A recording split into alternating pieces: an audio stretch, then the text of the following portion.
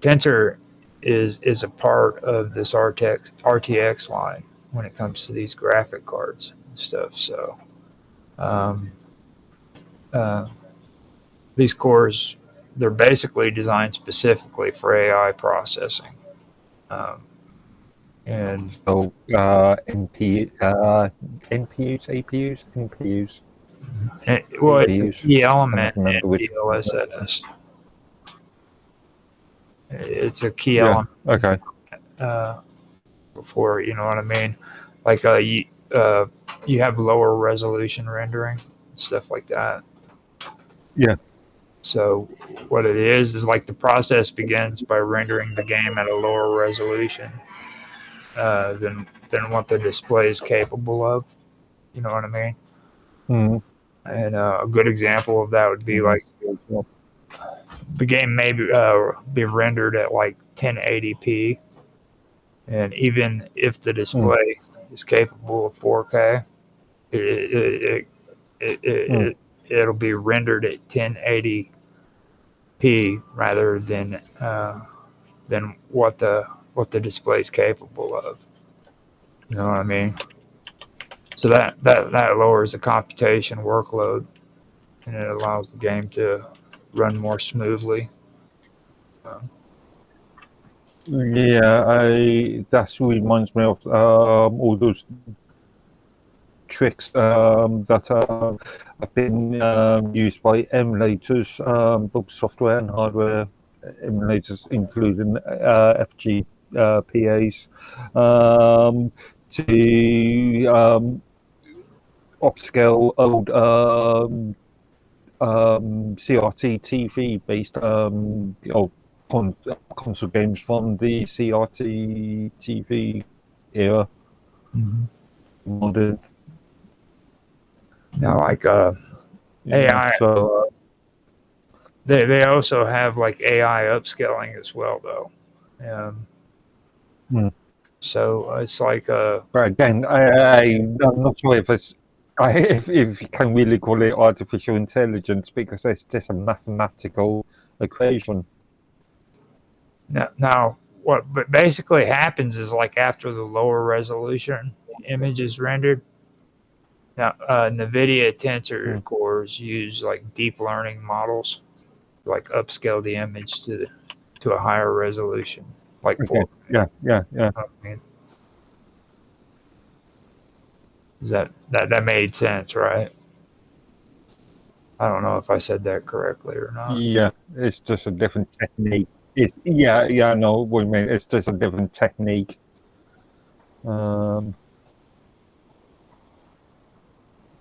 Now, Yeah. now the model itself is trained. You know what I mean? It has a really, really vast data set of high resolution images, and those are used to learn how to predict what the higher resolution image should be or it should look like. You know what I mean? And that's usually based on like the lower resolution input. So it's really interesting, and this is what these AIs are doing the AI is doing in real time. It's not like happening over like a period of time. It's happening right then and there. You know? Reminds me of when I've done image editing and need to upscale images from one size to another size. Mm-hmm. And you've got things like I'm a mainly GIMP user, and GIMP has got a couple interesting mathematical equations on how to upscale images. And then It's got about 3 or 4 different techniques. The real crazy part about it is not just does it upscale it, but it also reconstructs. It does reconstruction of it. It reconstructs it with like the higher levels of detail, but then it sharpens the edges and enhances the textures, and then it'll improve the lights and shadows and stuff like that. So I mean, and like I said, they're doing this all real time, like right here and now. And that's you know what I mean. Yeah, yeah. It's really interesting because like I mess around with Blender all the time, and it just the time and the effort that it takes to freaking try to do this stuff is insane when you're doing it in computer Mm. graphics. And now they have computers that are or programs that are basically doing it for you and doing it faster. On at Yeah, for real yeah. time. So that's the one thing that I noticed that was interesting. So what's your Mm. thoughts about all that? Mm. Mm. Again, I'm not sure if I can really call it artificial intelligence because What would you I call have it? a problem with calling it artificial intelligence in this mathematical calculations. I have to close the I door mean, if so we're going to call everything, if we're going to call all mathematical calculations artificial intelligence, now that seems a bit silly. well I'm trying to get an intellectual conversation out I of you mean, I without mean, are antagonizing. you saying are you saying that a calculator is now a artificial intelligence machine? Well, you have to use your fingers to use a calculator. Now, if that calculator can do it without Okay, you even touching it, now that would be artificial intelligence. okay, okay. Let's say a speech input calculator, which I've You would have seen. to use your speech. About, You would have to use your oh, speech. I don't know, fault.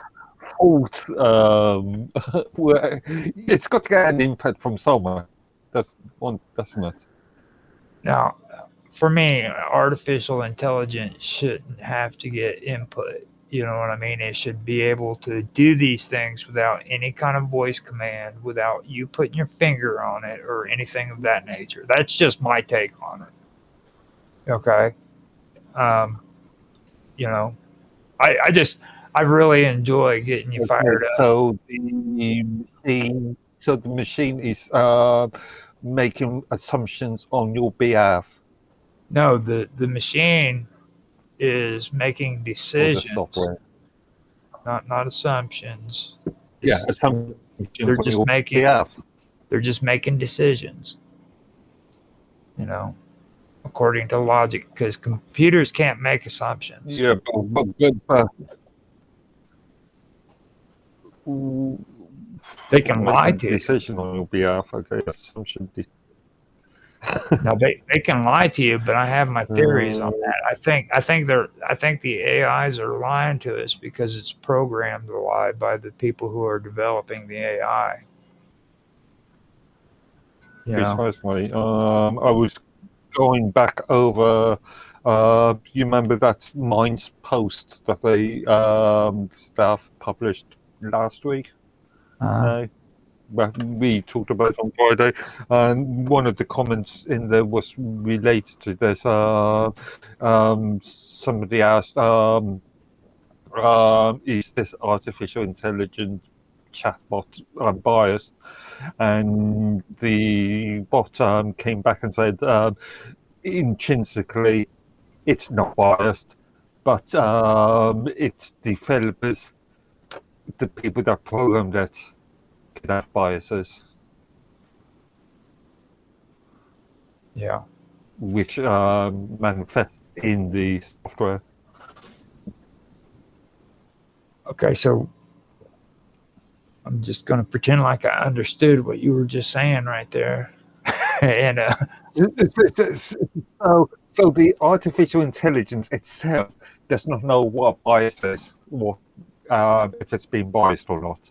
okay, But the developers that creates the software, create these bots, uh-huh. will have their own biases, Yeah, they which they program it will in. implement into the software.